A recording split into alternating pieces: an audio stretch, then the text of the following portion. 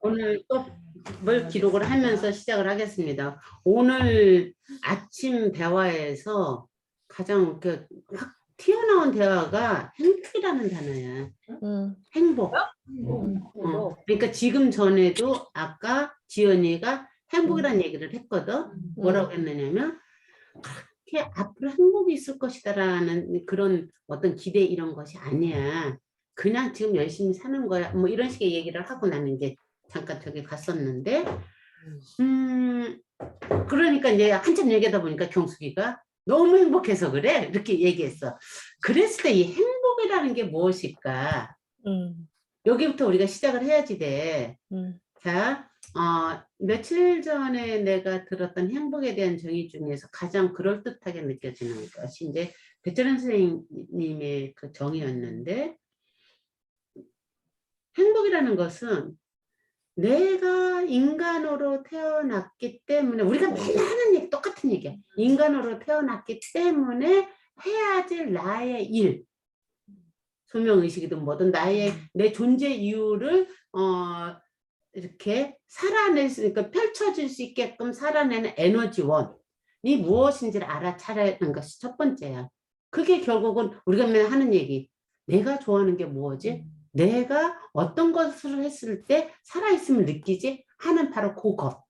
그게 무엇이든 그것을 발견하고 그것에 몰입해서 살아갔을 때 느껴지는 어떤 그 기운을 우리는 행복이라고 얘기를 한다. 그러니 몰입했을 때 그것에 몰입을 하다 보면은 거기서 느껴지는 어떤 사라지는 힘에 대한 느낌 있잖아. 그런 걸 행복이라고 한다. 라는 의미의 이야기를 한 걸 우리가 맨날 하던 얘기를 그 양반은 그렇게 얘기를 하더라고. 그랬을 때 정말 나는, 그래서 내가 이제 그 얘기를 하면서 내가 어제 행복하구나. 응? 언니 그럼 행복하시다고. 그 얘기했었어. 나는 아침에. 행복하지. 몸이 너무 피곤한데 마음은 행복하다 그 얘기했어. 그 충족감 같은 게 확 느껴지니까. 근데 그거를 내가 제주도에서 다녀오고 있는데 정혜가 있어서 잠시 앉아서 정혜랑 얘기를 하다가 명확하게 정리가 된 게 하나 있어. 얘기를 하면서 그게 뭐였느냐면, 나는 공부를 하고 싶은 게 아니야. 공부 자체가 즐거워서 이런 모임을 만드는 게 아니라 이게 거의 붙어있다시피 한데 더 뿌리는 이 나눔인 거야. 이 관계성 속에서 지금 이렇게 나누면서 이렇게 우리가 지난 시간에 공감 훈련을 해봤지만 공감이 이루어지는 순간순간에 느껴지는 그 기쁨, 그게 이제 행복감이라고 표현할 수 있는 건데, 그런 것을 하기 위한 어떤 방편으로서 선택한 것이 나는 공부였던 것 같아. 그래서 가만히 생각해 보면 내가 왜 나도 모르게 한 번씩 그런 얘기 하잖아. 진짜 너무 고맙다고, 그대들이 있어서 내가 이렇게 할 수 있는 게 너무 고맙다는 얘기가 무슨 얘기냐면, 내가 진짜 공부가 좋으면은 이런 뭐 나눔이고 뭐고 이런 거 없이도 나눌 시간이 어딨어. 공부해야지. 공부를 해야지. 사람 안 만나지. 박사를 만들어서 사람 만나는 게 아니고 박사를 땄어야지. 박사를. 그 차이를 내가 명확하게 알겠더라. 이런 어떠한 그 이유가 없으면은 공부에 이렇게 추진력이 떨어져. 내가 나를 볼 때. 그래서 알아차린 거야. 그렇지. 나는 공부를 즐기지만 내가 즐기는 공부의 이유가 사실은 이게 붙어 있으나 더 우선 뿌리는 관계구나. 관계에서 이렇게 소통되면서 느껴지는 기운이구나. 그것이 소통이 안 될 때는 진짜 꽉 막혀갖고 이게 숨이 잘 안 쉬어지는, 영혼이 이렇게 막힌 듯한 느낌이 들 때가 많이 있구나. 그런 것을 이렇게 쭉 지난 시간을 이렇게 생각해 보면은 내가 어느 때 가장 힘들었는지 드러나는 걸 보면 그런 때였었어. 관계 속에서 소통이 안 되는 거. 소통이 안 되는데 내 방식대로 그거를 소통시키려고 애를 쓰는 거. 근데 그것이 안 됨으로써 빚어지는 절망감 뭐 이런 것들이 나를 힘들게 했던 건데 결국 그건 뭐냐면은 내가 내 격정으로 갇혀 있을 때는 그렇게 할 수밖에 없어. 내가 그게 마지막으로 거의 마지막이지. 마지막으로 이게 탁 걸렸던 게 별마을이잖아. 그러니까 별마을 사람들과의 그 이렇게 분리되는 그 과정에서 시간이 지나면서 2, 3년이 지나면서 조금씩 풀어지면서 결국 마지막에 가서 내 안에서 마지막을 딱 정리를 한 거잖아. 스님선 불러다가 같이 밥 먹고 얘기를 풀면서 상대들은 어떨지 모르지만 나로서는 이제 다 풀어진 거야. 무엇 때문에? 내 안의 격정을 내가 진짜 봤기 때문에. 그 뿌리를 그래서 본 뿌리를 이렇게 말하자면 햇볕으로 드러냈기 때문에. 그거는 상대와 상관없는 부분이거든. 그러니까 그것이 서서 그러니까 그거는 이제 조금 더 빨리 될 수 있었던 것은 가족이 아니었기 때문에 가족이 아니었다는 표현보다는 그 인연이 그렇게 깊지 않았기 때문에 그 인연이 진짜 깊었으면 그것보다 훨씬 더 긴 시간이 필요했을 거야. 그만큼 집착의 뿌리가 크니까 질기니까. 그러니까 그것이 풀어지기 시작한 게 나 같은 경우는 이제 남편과의 관계. 그 전에 먼저 풀어졌던 게 아이의 관계에서 그 실마리를 풀었다면은 남편과의 관계에서 그 실마리를 잡기는 했는데 이게 워낙 이렇게 옹쳐매진 것이 세다 보니까 실마리를 잡았다. 우리 왜 실 엉켰을 때 풀릴 때 보면은 실마리 잡아서도 안 풀릴 때가 있잖아. 그러니까 확 끊어내버리고 싶은 때가 있잖아. 쌀 때, 응. 풀을 때, 아니 뭐 그 방법이 있어. 뒤에 걸 하나 잠깐 되는데 안 안 하면은 할 때는 막 절대 안 돼. 절대 안 돼. 가위로 거기를 끊어야 돼. 응. 그런 식으로 관계에서 이렇게 엉켜매져 있던 그 집착, 그 실마리 같은 게 끝은 찾았어. 이걸 풀으면 된다는 거 찾았는데도 그게 풀어지는데 그렇게 시간이 걸리더라고.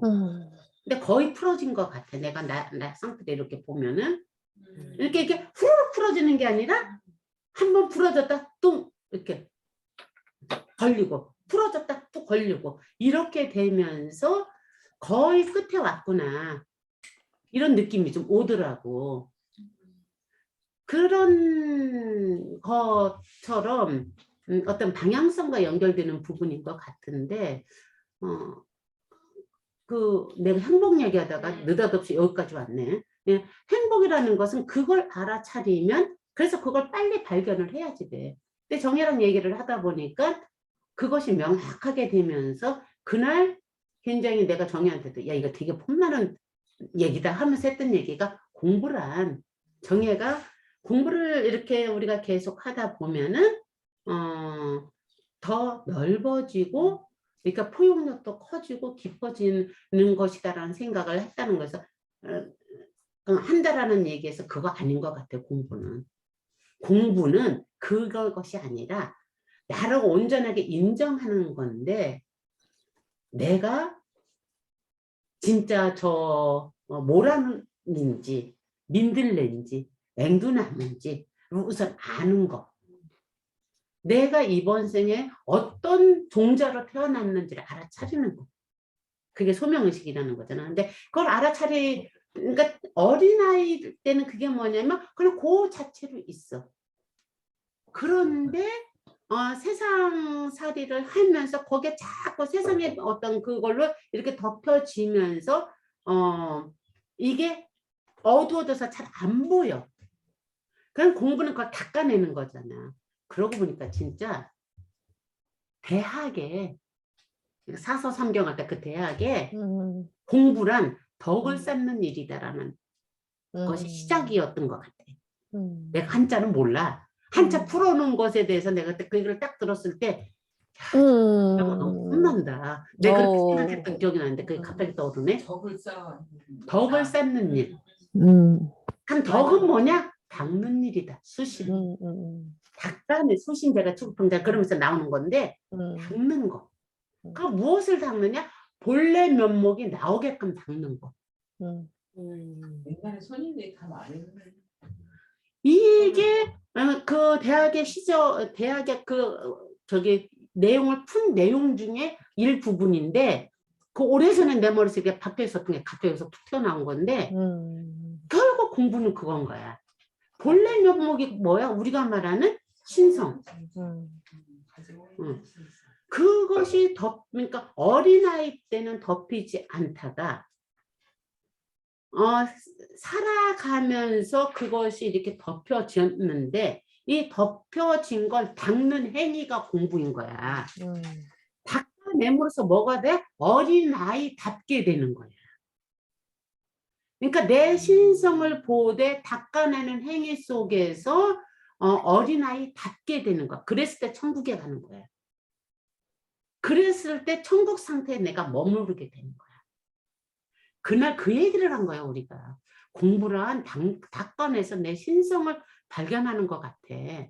그래서 그 자체로 사는 거야. 2년을 이렇게 막 뒤집어 엎고 막 공부를 했는데 친구들한테 하는 짓이 똑같은 거예요. 그래서 정의 나는 얘기야. 2년을 공부를 하면 내가 좀 이렇게 넓은 사람이 될 거라고 생각했는데 그게 아니고 아주 더해. 더 하더라고. 그래서 내가 얼마나 나는 폭이 좁고 이렇게 그 약간 폐쇄적이고 약간 어떤 상황을 통제하고 싶어하는 나의 진면목, 그러니까 신성이 본래의 면목이지만 저는 그 전에 진짜 내가 어떤 성향의 사람인가, 여러 사람하고 만나지 못한 어떤 나의 진짜 모습을 봤다 그래야 되나? 신성까지. 그게 신성인 거야. 그 진짜 모습, 그게 진짜 모습인 건데 무엇과 비교해서? 지금 일반적인 것과 비교해서 나는 폐쇄적이고 일반적인 어떤 사람들의 인연 관계 맺는 것에 비해서 폭이 좁다라고 얘기를 하는 거지, 절대적으로 민들레가 한밭꽃에 비교해서 꽃이 작고 소박한 거지 비교가 아니었을 때 걔는 걔 자체로 아름다운 거잖아. 그 자체로.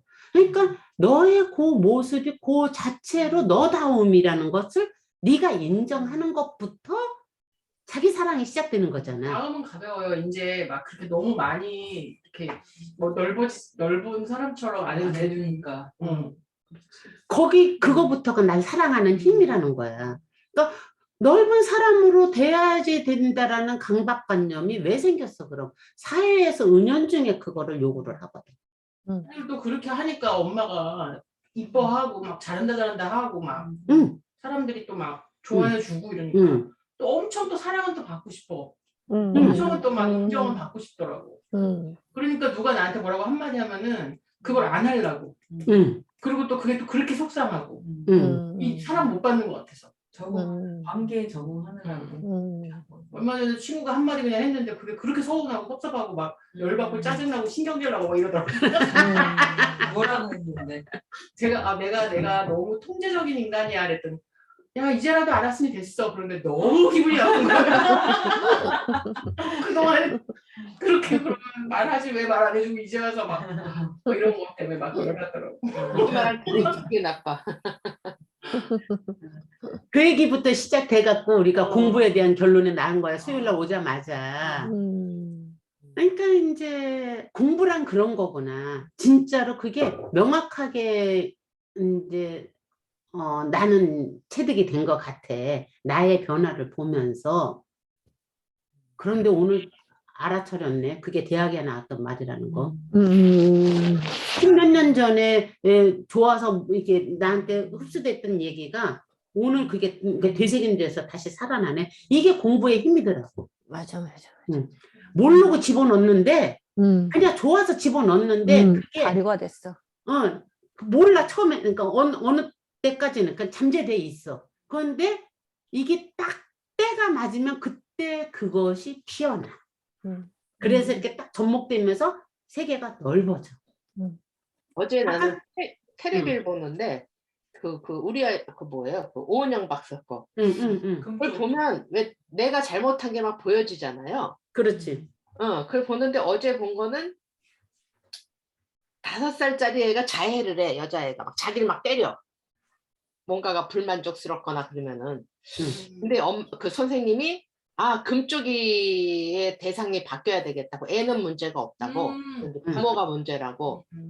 그리고 얘기를 하는데 진짜 보니까 저렇게 부모가 잘못돼서 애가 저런 행동을 하는구나. 근데 그거는 선생님이 말하기 전에 저 부모가 진짜 문제가 있구나라고 남은 보이는 거야, 이게. 근데 그걸 끝나고 나서 그럼 우리 애가 잘못된 것도 분명히 내가 뭔가 잘못해서 저렇게 됐을 텐데 왜 그걸 난 아직도 못 찾고 있지? 그건 아니지. 어제 나 그 생각하면서 왜 남 거는 그렇게 보여지고 이해가 가는데 왜 아직도 나는 그게 내가 내 잘못이 온전히 나 때문에 어느 부분 때문에 이럴 거라는 그게 왜 온전하게 탁 안 올까? 어제 그 생각을 했어요. 자, 오늘 우리가 지난 시간에 이어서 이것부터 하자. 공감하는 거. 공감 능력. 아니 이게 뭐냐면 언니가 이제 공부 그다음에 내가 나를 알아가는 거 그거에 그 얘기를 계속 들으면서 나는 이렇게 공부를 하면서도 왜 아직도 나를 모르고 못 볼까? 언니 공감이라 그러니까 죄송합니다. 뭐가 죄송해? 아니 공감에 대해서 내가 꼭 그거를 꼭 이렇게 방해한 것 같은 느낌을 받아서. 아니 언니 그 얘기를 지금 공감 훈련을 하자고. 지금 그러니까 내 얘기는 이미 끝났어. 내 얘기에 이어서 네가 지금 얘기를 푸는 거야. 이은 거야. 네가 끄는 게 아니라 이었는데 미순이의 이야기를 쭉 들으면서 여러분들이 미순이한테 하고 싶은 얘기를 한번 해봐. 저는 언니 이 얘기 자주 하잖아. 자주 하는데 이제 선생님이 계속 이제 해주신단 말이야. 여기에 대한 답변을. 그것도 또 다 했잖아. 근데 어김없이 좀 있으면 또 얘기를 해. 자꾸 잊어버린다는 거는 내가 공감을 못했다는 얘기야. 그렇지. 근데 이거하고 비슷하게 요즘에 저는 드는 생각이 우리 이제 자기 비하와 자기 연민을 그만 좀 해야 되지 않을까라는 자기 비하와 연민이 아니고 나는 해결 실마리 답을 알고 싶은 거지. 이미 알고 있잖아. 그건 아니야. 전혀 아니야. 이미 알고 있다니까. 잠깐 스톱. 모른다고. 모르니까 끊임없이 질문한다고. 잠깐 스톱. 미순아 봐봐. 네. 지금 너는 사실을 알고 싶어서 질문을 한다라고 하는데 질문에도 부정적인 질문과 긍정적인 질문이 있어. 그런데 너는 비판적으로 일단 너를 야단치면서 질문을 해. 야단치진 않는 건 맞는데. 그런 것만 찾아서 보고. 찾아서 보는 게 아니고 엄마는 지금 항상 텔레비가 켜 있으니까 누르다 보면 볼 게 맨날 이상한 거밖에 없으면 잘 보는 게 이제 그런 부러운 거지. 나는 엄마 맛있는 녀석들 이런 거 틀어주는데. 엄마는 우리 엄마는 어차피 그거는 공감을 못하기 때문에 이것도 잘 못하니까 그러면 이제 얘가 얘기하고 엄마 제발 제가 막 자기를 때려 이런 식으로 이제 대화할 수 있는 프로 이런 거를 이제 보는 거지. 저 여자 너무 그 여자 엄마가 너무 뚱뚱한 거야. 이만해 막. 아무튼 그런저런 소재거리가 있는 걸 이제 보는데 자, 지금 보면서 우리는 어떻게 됐어? 공감하는 연습 2회째 하는 거야. 근데 저는 오케이. 늘 자식이잖아요. 그리고 또 제가 이제 엄마하고의 그 소통도 안 됐고 갈등도 많았고 그걸로 인해서 내가 사회성도 없어졌고 여러 가지가 이제 막 문제가 엄마 아빠와 관련해서 있다라고 이제 하고 살았었던 사람이기 때문에 이제 미순쌤이 뭔가 일방적으로 부모만 뭔가 물론 부모님의 영향을 많이 받죠. 근데 제가 이제 그 과정을 겪으면서 이제 맨 나중에 알게 됐잖아. 내가 나는 망고불변의 피해자다. 부모님에 관해서는 나는 100% 피해자다라고 생각하다가 한 것에 대한 철석같이 믿음이 있었지. 그거를 후퇴할 수가 없었어요. 그런데 이제 제 사주를 보고 나를 이제 이렇게 보게 돼서 자식의 성향이 분명히 영향이 있다는 말씀은 한마디 그거는 꼭 해드리고 싶어요. 그 애가 갖고 있는 그러니까 저 같은 경우에는 제가 갖고 있는 이 성질 이 성질 때문에 아빠하고 더 많이 부딪혔고 언니에 비해서 그리고 제가 갖고 있는 성질을 못 이겨가지고 그리고 또 원래 이렇게 생겼어. 누가 키웠어도 나는 이렇게 컸을 거라는 생각이 나중에 어느 정도 들기 시작하면서 그 마음은 한쪽에 꼭 가지고 계셨으면 좋겠는 거야. 부모님이 너무 이제 내 탓이다라고만 안 했으면 좋겠는 어떤 데이터를 말씀드리고 싶은 거지, 미순쌤한테. 뭐 하다못해 진짜 어느 정도 있다, 분명히. 자식이 갖고 있는 성향과 그 아이의 그 뭐가 있다. 엄마만 100%는 아니다. 난 이거는 꼭 말씀드리고 싶어. 이것과 연결해서 아까 내가 했던 말. 너를 비판하면서 야단치면서 일단 질문을 던져라고 했을 때 네가 뭐라고 했느냐면 야단치는 건 아닌데 라고 말한 부분이 연결되는 부분이야. 그러니까 야단치는 건 아닌데 라고 네가 너를 생각하는 그거 자체가 너한테 너무 가혹한 거라는 거예요. 일단 사실적으로 그렇게 보려고 너무 좋게 포장하는 것보다는 훨씬 더 좋은 거지만 나는 미순이 너 자신이 너를 누구보다도 자존감이 높은 아이가 점점점 자꾸 아이와의 문제 때문에 그러겠지만 거기서 파생된 것 같은데 너를 야단치는 느낌이 있어. 비판적인 생각이 굉장히 강하게 있어. 자신에 대해서. 그러니까 나쁘다고 생각하지는 않아. 그런데 그 지점 내가 알아차릴 필요는 있다.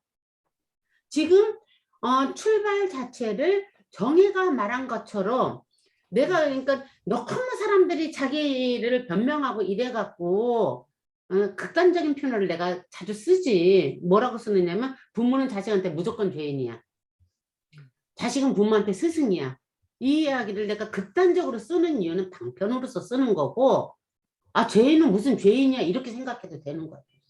사실은 인간이기 때문에 누구나 다 겪는 어떤 한계 상황에서 부딪힘으로 생각해야지 된다고. 우리 그리고 가끔 이제 내가 그리고 아니 잠깐 한 번만 더 얘기할게. 한 가지만. 그 다음에 너는 기본 전제가 있어. 맨날 하는 얘기. 너희 아이들이 잘못됐다. 이 기본 전제를 바꿔야지 된다는 얘기를 내가 끊임없이 하는데 이게 전혀 안 바뀌어져. 네 말 맞다는 자꾸 잊어버리는 것을 아니 잘못됐다라는 그 저기는 이제 마음에 안 드는 부분 그거 하나 하고 창훈이 같은 경우는 지금 이제 31살인데 아직 취준생이잖아요. 잘못됐다라는 거는 얘가 사춘기를 그렇게 유난스럽게 겪었기 때문에 지금 시간이 늦춰진 거잖아. 제대로 자기 길을 가는 거에 있어서 그것 때문에 잘못됐다라는 표현은 그런 식의 이제 표현인 거고. 그래서 뒤박 애쓸 때 아 저렇게 시간을 안 까먹었더라면 좀 더 애가 편안하게 준비를 할 텐데 너무 지금 이거 자기 길을 지금 취준 준비하고 수업 들으면서도 애가 굉장히 스트레스를 많이 받아 하는 걸 보면서 그게 또 내가 이제 미안한 거죠. 거의 그 부분에 대해서. 아 시간을 저렇게 3년만 안 까먹었어도 훨씬 더 애가 여유로울 텐데 뭐 이런 생각 때문에 잘못됐다는 표현은 그거고. 그 다음에 이제 가끔 보면 내가 왜 작은 애 똘똘하다 그랬잖아. 맨날 농담처럼 아 내가 좀 더 잘 키웠더라면 제 천재성을 안 죽였을 텐데 라는 그런 아쉬움 같은 거 그런 거 하고 또 가장 내가 요즘 그 좀 제대로 보려고 자꾸 쓰는 게 우리 애들이 우리 부부가 똑같기 때문에 더 힘들었겠다는 생각이 많이 드는 거예요. 남편이라도 좀 달랐더라면 좀 더 다른 관점에서 애를 키울 때 좀 더 쉬웠을 텐데 아 너무 둘이 똑같이 해서 애들이 더 힘들고 외로웠겠다라는 생각이 들더라고. 그래서 그 부분이 이제 보여지니까 아 애들이 진짜 힘들었겠다. 부모가 똑같이 하나에도 똑같이 좀 관점이 다른 부모가 있더라면 좀 더 훨씬 더 좀 수월했을 텐데 좀 숨구멍이 튀었을 텐데 그런 생각이 요즘 많이 들더라고. 남편하고 똑같은 게 좋은 게 아니더라고. 애 키울 때. 언니 너무 엄마 아빠가 너무 다르면 그것도 또 엄청난 스트레스야 애들한테. 힘들어. 어마어마한 스트레스야. 누구 편을 들어? 자 어른이 된다는 건 뭐라고 그랬죠? 비극을 받아들이는. 비극을 받아들이는 거? 이거 도울 선생 얘기를 내가 작년에 무지하게 반복해서 했었고 요번에 내가 포스팅해 놓은 거 우리 딸내미들 혹시 들어봤어요? 네. 그러면서 아인팀 얘기 중에 이제 세윤이 편만 내가 이제 세윤이하고 협의 하에서 이제 올린 건데 그거 한번 들어봐 미순아. 그 부분에서 그 밑에 다시 써놔서 도울 이야기를. 내가 왜 다시 지금 미순이한테 그 얘기를 내가 지금 왜 하는지를 보라고. 잠깐 읽어주면은 읽어줘야지 그게 좀 쉽게 이해가 되니까 같이 공유를 다시 한번 해보자. 내가 그냥 읽어줄게.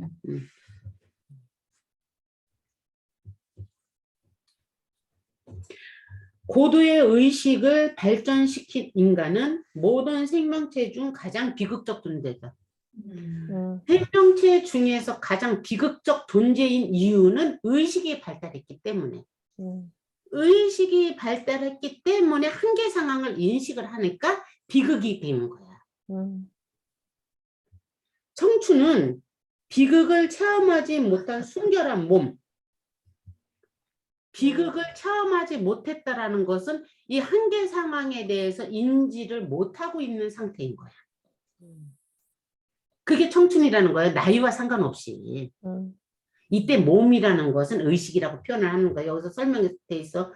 이때 몸은 육체라는 좁은 의미의 몸이 아니라 마음을 포함한 나라고 인식하는 상태.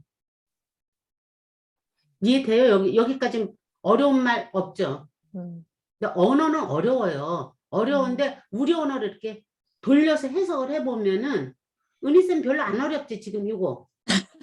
네.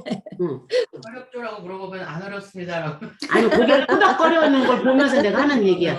그리고 정말로 말을 하는데 그 단어가 아리까려고 모르겠다 그러면은 어느 때라도 치고 들어와서 질문을 해야지 돼. 물어봐야지 돼.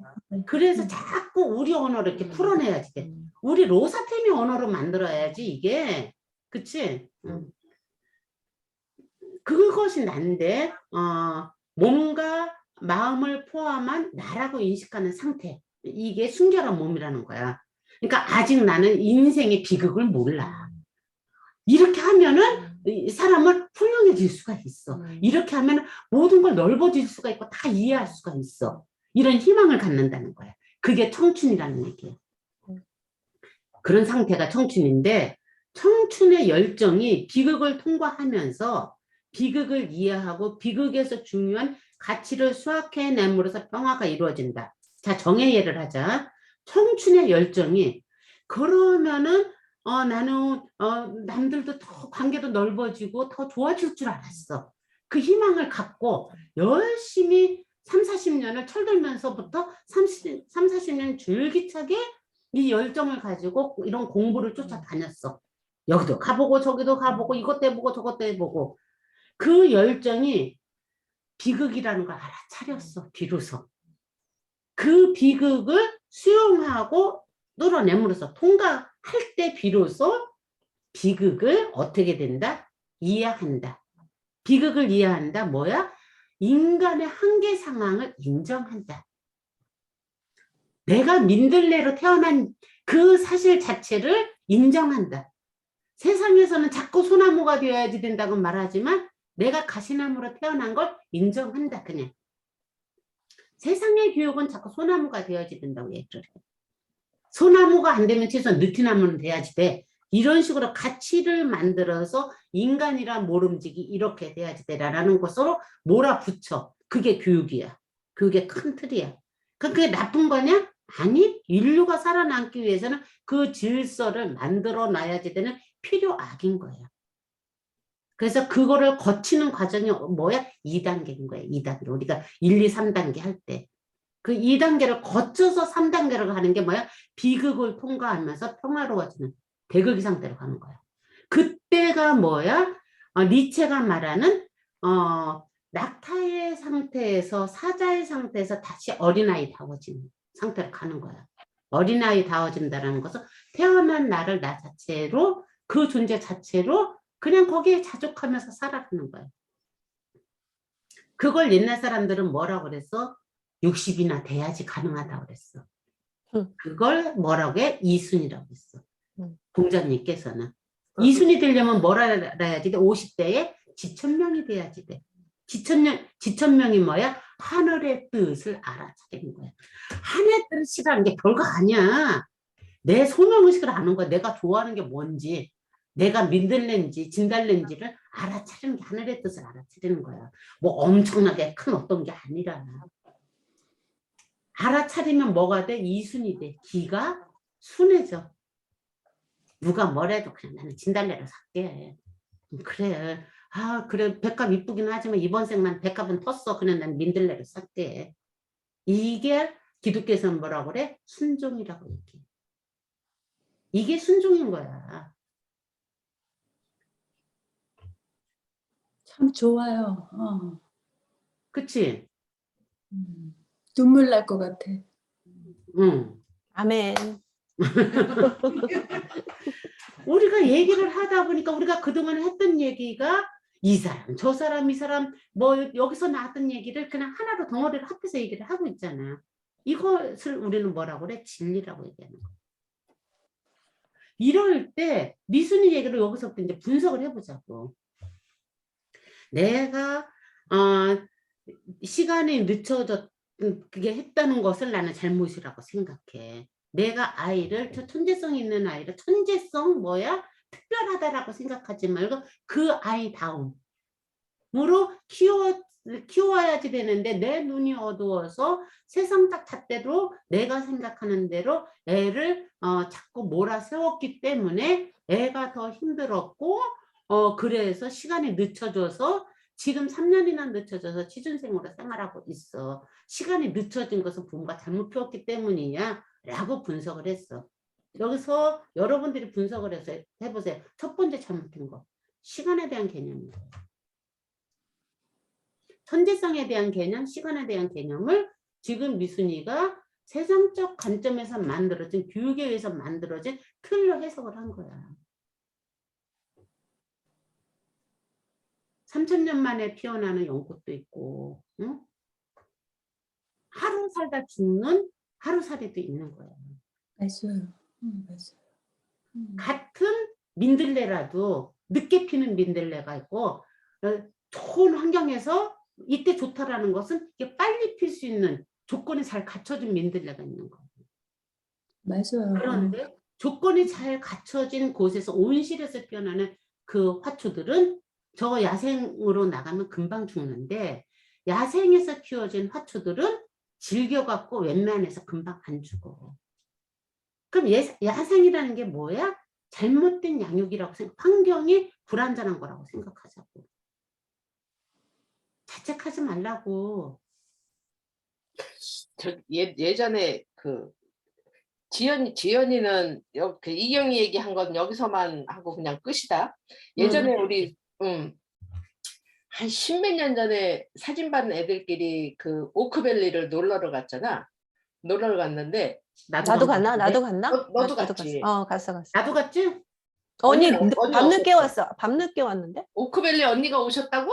밤늦게 잠깐 온 적 있어. 맞어. 어쨌든 그랬어. 근데 아무튼 우리는 그때 왜 그때 이후로 아무리 좋은 데 가도 우리 밖에 하나도 안 나간다고 맞아. 간다 그랬잖아. 그때 딱 한 번 놀이터를 간 적 있어. 이제 가기 전에 한 번은 나가야지 그래서 놀이터를 나갔는데 이경이가 애들을 키우는 걸 보면서 어떻게 저렇게 키우지라고 생각을 했어. 나 같으면 12번을 화를 내고 제재를 가하는데 제재를 하나도 안 가하더라고. 그 애들이 하는 모든 걸 다 용인해 주는 거야. 그렇다고 뭐 방종까지는 아닌데 나랑 참 다르게 키운 애라는 걸 그때 굉장히 인상적으로 봤어요. 근데 그 딸이 굉장히 영재잖아.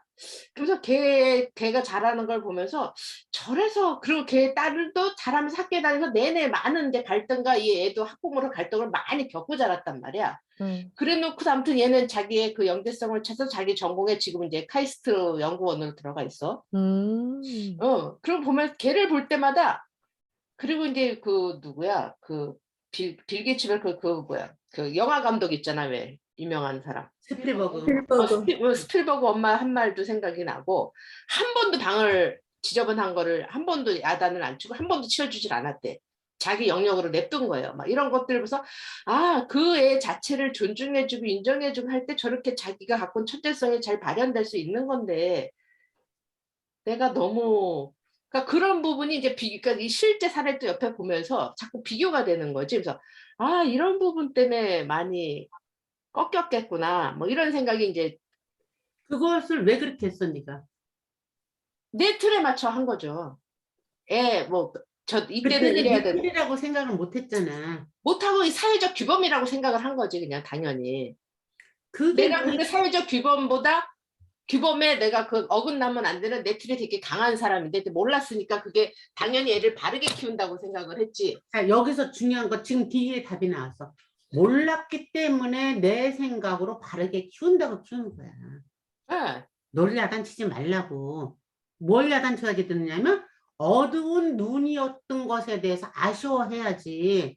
네, 내가 어두워서 아쉬움이지 자꾸 나를 야단친다는데 언니 나는 나 야단 잘 안 쳐. 다행이야. 근데 표현이 나한테는 그렇게 어. 느껴져서 야단 그런데 안 치고 아까 수업 들으면서 나는 바로 그럼 한 1, 2전까지만 해도 난 청년이었구나. 그 생각 들었어요. 응. 청년이었던 게 맞아. 그러니까 바로 그 지점에서 야단이 아니라고 하니까 너무 다행인 거야. 몰라서 짓는 행위인 거야. 그래서 불교에서 알고 짓는 죄보다 모르고 짓는 죄가 더 큰 죄라고 얘기하는 거야. 객관적으로 볼 때, 그러니까 이거 보편적으로 볼 때는 알고 짓는 죄가 더 큰 죄처럼 느껴지잖아. 그런데 알고 짓는 죄는 고쳐질 희망이 있으나 모르고 짓는 죄는 고쳐질 희망이 없기 때문에 더 큰 죄가 되고 그렇다라는 것을 이런 데서 우리가 알아차리는 거야. 그럼 공부는 뭐야? 너 자신을 알라. 그거 공부하는 거야 우리 지금. 응? 아폴론 신탁에 써있는 바로 너 자신을 알라. 소크라테스가 뭐 때문에 죽었어? 너 자신을 알라를 가르치기 위해서 이렇게 계속해서 대화를 해. 몰아붙이는 거야. 그래서 지가 모르는 거 인정하게끔 만드는 거야. 그러니까 잘난 놈들이 너무 괘씸죄가 생기는 거야. 나 이렇게 잘 살고 있는데 왜 자꾸 와갖고 나를 어떻게 흔들어갖고 불편하게 만들어. 이런 기운들이 뭉쳐갖고 민주주의의 그걸로 돌을 던져서 소크라테스를 죽인 거잖아. 바로 그 부분인데 지금 그거 하려고 지금 여기 그러니까 야단치는 게 아니라니까 너무 다행이야. 그러면은 이제 네가 한 말을 다시 분석을 해보자. 내가 아까 뭐라고 그랬어? 상대적으로 시간이 늦춰졌다. 그치? 시간이 늦춰진 이유는 걔를 걔 자체로 키우지 못했기 때문이다. 일단 걔 자체를 키우지 못한 것은 안 키운 게 아니라 못 키운 거야. 네가 너를 몰라서 사회적 규범이 진실인 줄 알고 키웠기 때문에. 우리는 모두가 지금 그렇게 키우고 있어. 자, 이경이처럼 키우는 것이 이경이 딸하고 엄마하고 코드가 맞아서 괜찮아. 잘 컸어. 내버려 둔 거. 코드가 안 맞은 우리 딸내미 같은 경우는 굉장히 힘들어했어. 그러니까 내가 그거 한번 들어봐. 세윤이랑 한 얘기. 내 고백이 많거든 거기서. 응? 애한테 진짜 못할 짓을 너무 많이 했던 거야. 왜? 그것을 사실이라고 생각하고 아이한테 사랑이라고 생각하고 했던 짓인 거야. 어설프게 공부해갖고 초등학생한테 인생을 혼자 사는 거야 이런 얘기 해주고 이런 끔찍한 일 학교 안 가도 돼. 그렇지만 네 인생 네가 책임져야지. 안 가면 이런 문제가 있거든. 뭐 이런 식의 얘기하고 네가 좋아하는 것만 해주면 돼. 뭐 이런 거.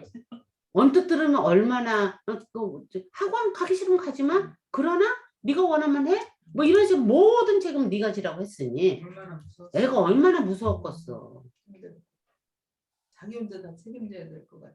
그러니까 애가 주눅이 들 수밖에 없었어. 지가 저한테 눌릴 수밖에 없었어. 그 눌림을 김상님도 똑같이 눌렸던 거야. 그러니까 아빠는 도망가 버리고 초등학교 4학년 때.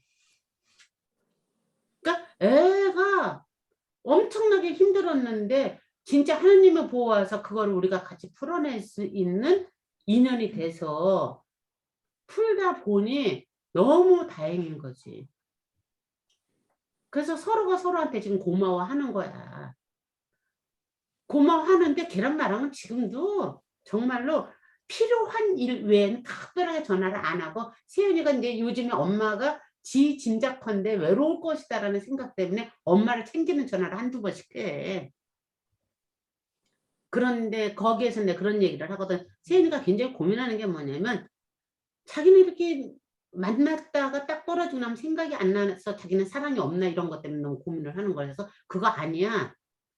그러면서 이제 쭉 풀어주니까 그건 나중에 한번 들어봐봐 여러분들. 그러니까 내가 사람들하고 공유할 만하니까 올린 거거든. 해야지 된다고 생각하니까. 그런데 그 부분에서 내가 저기 세윤이 같은 경우 이경이가 지 딸 키우듯이 나를 키웠어. 근데 세윤이는 그걸 원치를 안 했어. 걔가 원했던 것만이면 조금 더 엄마가 딱딱딱딱 정해주고 뭐도 하게끔 하고 뭐도 하게끔 해서 해줬으면 좋았을 텐데 말하자면 모든 책임을 나한테 돌리지 않았으면 좋았을 텐데 뭐 이런 식의 어떠한 것으로 걔는 걔대로 또 힘들었거든. 부모는 너나를 막론하고 부족해. 인간이니까. 맞아요. 안 부족한 부모가 어딨어. 다 부족해. 그거 자체가 이미 숙명적인 조건인 거야. 그거 자체가 한계 상황인 거야. 그래서 내가 나의 한계 상황이 무엇이고 나의 한계 상황의 격정이 무엇이고 그것에 의해서 어떤 영향을 내 인연들한테 미쳤는지를 체크하고 알아차리는 것이 공부인 거잖아. 그런 측면에서 미순이가 알아차린 건 굉장히 박수 칠 일이야. 응? 근데 너는 그 야단이 아니라고 하니까 다행인데 내 귀로는 그 야단으로 들렸던 건데 천재성에 대한 해석 잘못한 거야 지금. 천재성은 특별한 게 아니라 그 아이다움인 거야. 그러니까 네가 그 아이다움을 못 알아봐준 거. 무엇 때문에? 내 눈이 어두워서 내가 생각할 때는 세상적 프리즘이 중요하다고 생각한 거. 그건 지금까지도 마찬가지이기 때문에 그것이 지금도 그렇기 때문에 어떤 단어가 나왔느냐면 시간이 늦춰졌다라고 얘기하는 거예요. 그 아이의 절대적인 시간이 따로 있는 거야. 맞아요. 저도 한 말씀 드릴게요. 선생님 끝나고 난 다음에요. 미순 선생님, 우리 딸이 지금 34이에요. 그랬는데 걔가 지금 빚이 7천만 원인가 그게 다 공부를 해서 생긴 빚이야. 공부를 엄청 많이 해서 의대도 들어갔다가 지가 그만뒀지 또 그래서 그거 그만두고 하여튼 공부를 뭐 진짜 많이 했어. 그래서 그 빚이 그런데 지금 수아 얘기하는 거예요?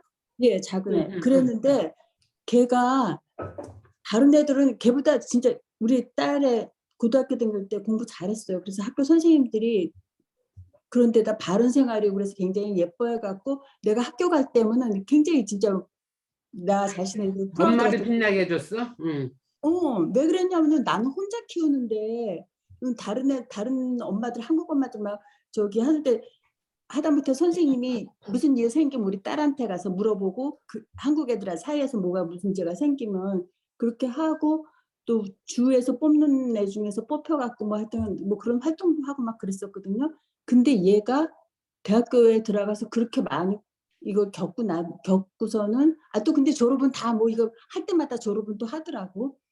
그래서 얘네 친구들은 무슨 뭐 또 얘보다 훨씬 못했던 애들이 너무 잘 된 거야. 그래서 내가 그 잣대로 항상 내가 속에서 진짜 부글부글 너무너무 많이 끓었었어요. 그랬는데 지금 34인데 올해 걔가 제대로 된 직장이 생긴 거야. 그 전에는 무슨 조그만 일을 하고 하다못해 작년에는 나한테 그러는 거야.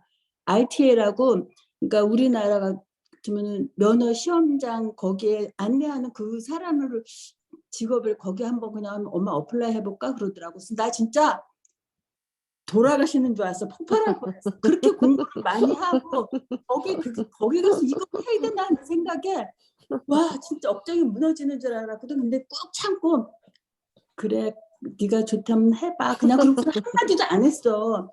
그러는데 걔가 이제 그러고 나더니 12월 달쯤에 지가 이제 좋아하는 일을 교회에서 조금씩 했어요. 근데 그게 다 연결이 되더라. 그래갖고 올해 제대로 된 직장을 잡은 거예요. 34시에 지금. 이게 처음 들어간 거야.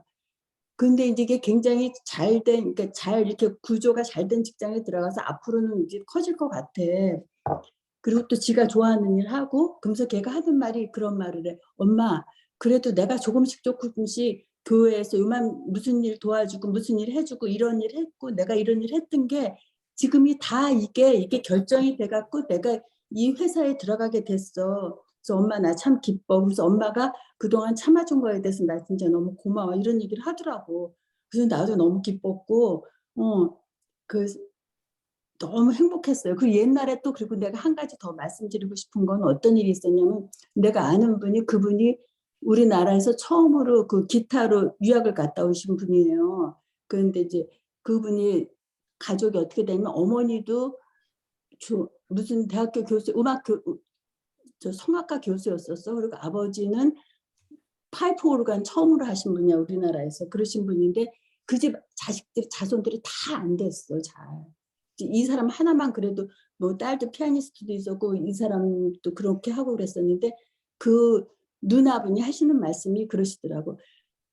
부모가 똑똑하면 자식이 안 된대.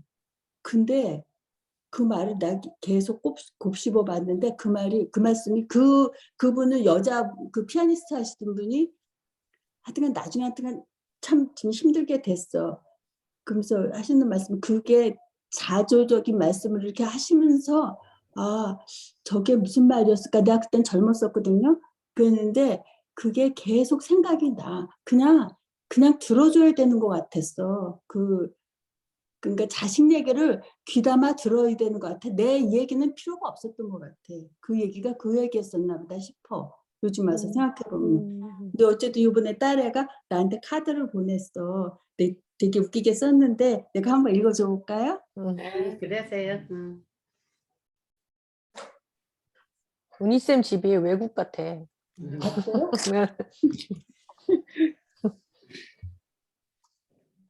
너무 오래된 시간 동안 함께하지 못해서 그리운 엄마, 뭐 씩씩하게 보람있게 어쨌든 이런 것도 요즘 내 고민들도 힘들다고 하는 말도 잘 들어주시고 격려해 주셔서 난 그냥 아무 말도 안 했는데 지가 격려했다고 생각을 하더라고. 힘이 되어줘서 고마워요. 그렇게 썼어요. 그래서 우리 엄마 많이 배우고 있습니다. 엄마를 보면서 계속 힘이 되면서 같이 지내요. 마음을 비우니까 편안해졌어요. 본질을 바라보게 된 것 같아요. 그러면 됐다. 그렇게 이동영 시를 지가 또 거기서 했더라고. 그러니까 모르겠어. 참았던 것 같아. 나도 무지무지 참았어요. 진짜로. 다른 애들은 뭐 치과 의사 돼갖고 뭐 어떤다 막 주변에서 호주의 그 사회에서 한국 그 교민들 사이가 작으니까 그랬는데 저는 공부를 그렇게 됐단 말이야 하고서는 진짜 저런 걸 하나? 교회에서 그 조그만 일을 하면서 그 진짜 간당간당한 돈으로 살아가는데 나 진짜 속 터지고 막 그랬었어요. 근데 지금 31살이면 아주 좋은 때예요. 그리고 아주 잘 뻗어 나갈 테니까 걱정하지 말고 하나도 걱정하지 말고 엄마의 그 마음이 애가 전달되어지기 때문에 많이 불편할 수가 있을 것 같아. 그러니까 조금만 참으시면 너무 멋지게 될 것 같은데. 자, 의류의 말씀이었습니다. 네. 정말로 수아는 축하해야지. 수아 자체가 굉장히 신성이 곱고 예쁜 아이라서 너무 잘 됐다. 어쨌든 누구 딸인데. 아유 근데 진짜 얼마나 막일을 많이 했는지 나는 헤아릴 수가 없어 걔가. 그러니까 그 막일이라는 것 자체를 너무 가슴 아파하는 우리는 그런 분별심에서부터 자유스러워져야 아이들이 편안해져. 맞아요. 부모의 그 편견, 어떠한 것이 막일이고 어떠한 것이 귀한 일이고 귀한 일과 막일이 어디서 지금 여지껏 우리가 민들레 앵두나무 계속 얘기를 했듯이 그런데 그거 인정하는 거 어디서부터 가능한 거냐면 정말로 지겨울 정도로 반복하지만 내가 서는 것에서부터. 우리는 내가 마음대로 좀 했으면 좋겠네. 응? 우린 아무것도 한 게 없어. 그러니까 이제 어떤 알바도. 지금 미순이가 은희쌤 이야기를 들으면서 든 생각인 거야. 그렇게 사소한 일이든 막일이든 무엇이든이라도 움직이기만 해도 나는 소원이 없겠어. 지금 이거거든. 그건 뭐냐면은 내가 채워져 있는 결핍보다 조금 위에 것은 다 좋아 보이는 거야. 그러니까 그 은희생 같은 경우는 그 위에서부터 이제 또 다시 본 거고, 말하자면 이 껍데기를 이렇게 보면은, 그러니까 반껍데기에서 미순이는 지금 속에는 떫은 것이라도 나는 달라졌으면 좋겠어. 그 껍데기 벗겨진 건 나중 문제야. 지금 그 얘기 하고 있는 건데, 그러니까 그 공감해주는 어떤 그 폭에서는 위로의 말이라는 거는 충분히 뭐 전달이 됐을 테니까. 그러니까 그 또한 시간과 연결시켜서 생각하기 때문에 초조한 거라는 거예요. 근데 미순아 이렇게 얘기하지만 나도 똑같아. 만약 그런 일이면 나도 똑같다라는 얘기 전제해서 다시 시작할게. 근데 원리는 시간은 직선으로 흐르는 게 아니야. 상대적인 것이 아니야. 낙오라는 개념 자체를 갖지 마. 내가 서 있으면 낙오가 아니야. 그러니까 창훈이 다음으로 지 스스로가 설 수 있기 위해서 지금 니네 그 엄마 아빠 밑에서 충분히 지금 양육을 당하고 양육을 보호를 받고 있는 중인 거야. 그러니까 2, 3일 떠났다 오니까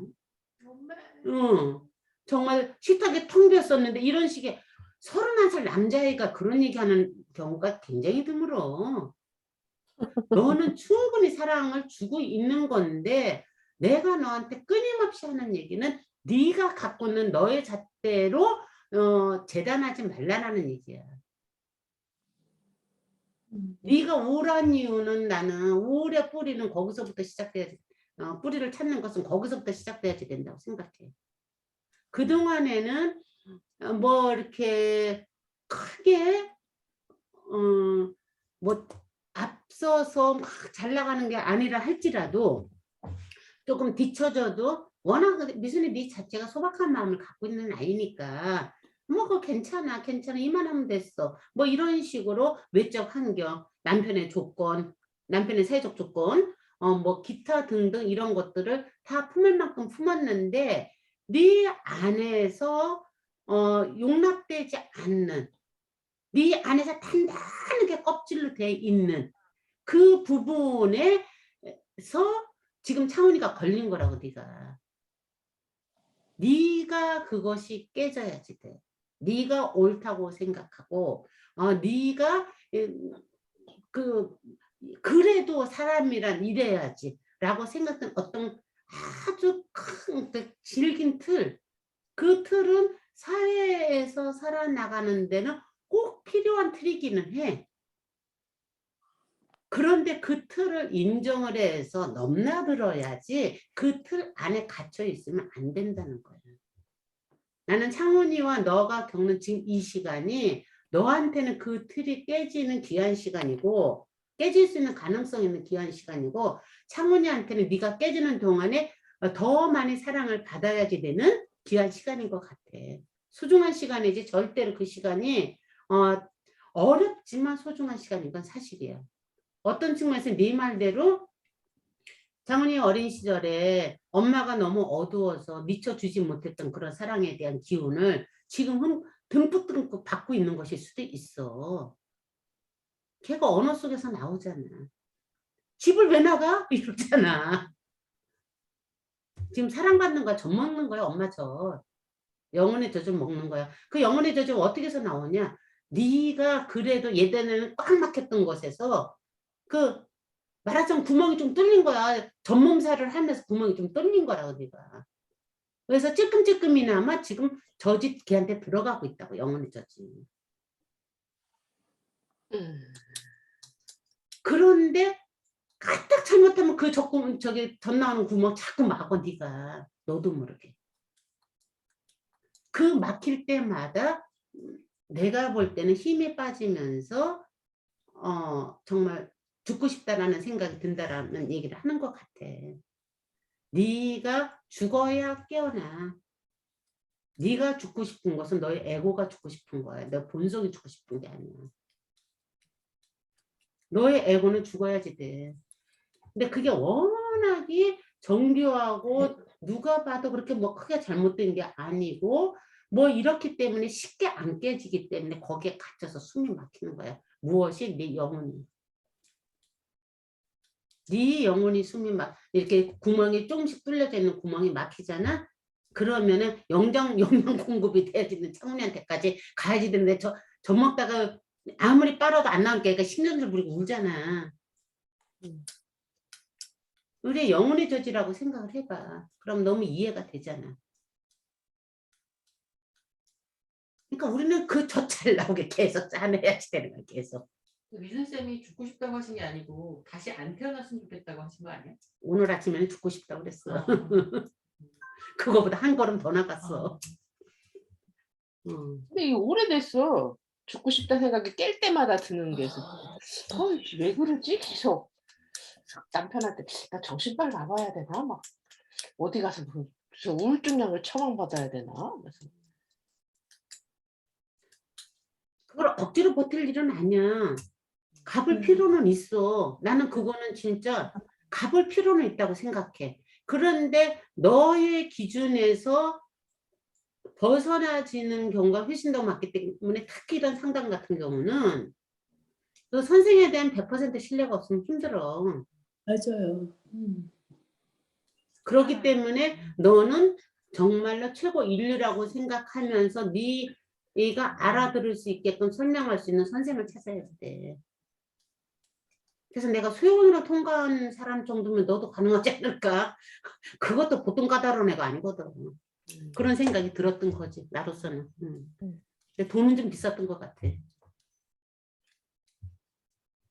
수아도 카운슬 참 많이 받았어요. 걔도.